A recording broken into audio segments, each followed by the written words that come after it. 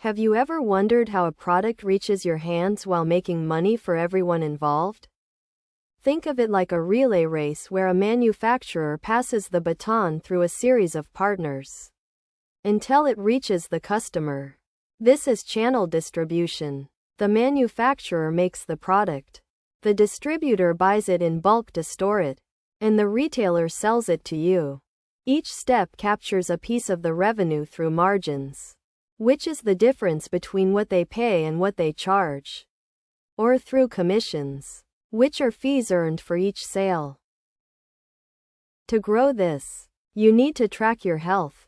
Key performance indicators, or KPIs, tell the story. Average revenue per channel shows how much each partner earns you. Channel contribution margin tells you the profit left after covering costs. Churn measures how many partners stop working with you, while activation rate shows how quickly new partners start selling. You can scale this business using 4 main levers. First, expand your channel count by adding more partners. Second, increase depth by helping existing partners sell more products.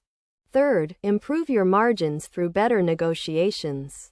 Fourth, introduce new revenue models like subscriptions or value-added services. Let us look at a tech company moving from 5 to 20 distributors. Initially, 5 distributors each generate $10,000, totaling $50,000. By scaling to 20 distributors and helping each one increase their output to $15,000, your total revenue reaches $300,000. This works because you are multiplying the number of partners by the output per partner.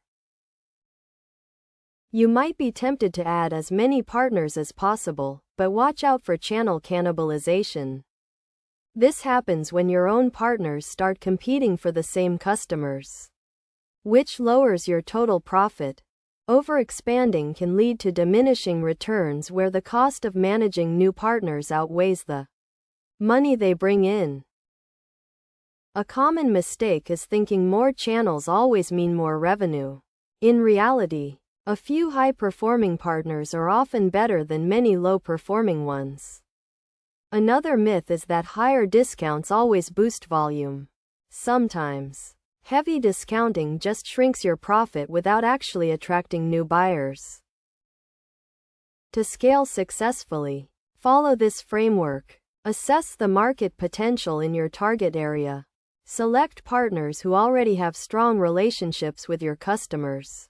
Set incentive structures that reward the behaviors you want to see.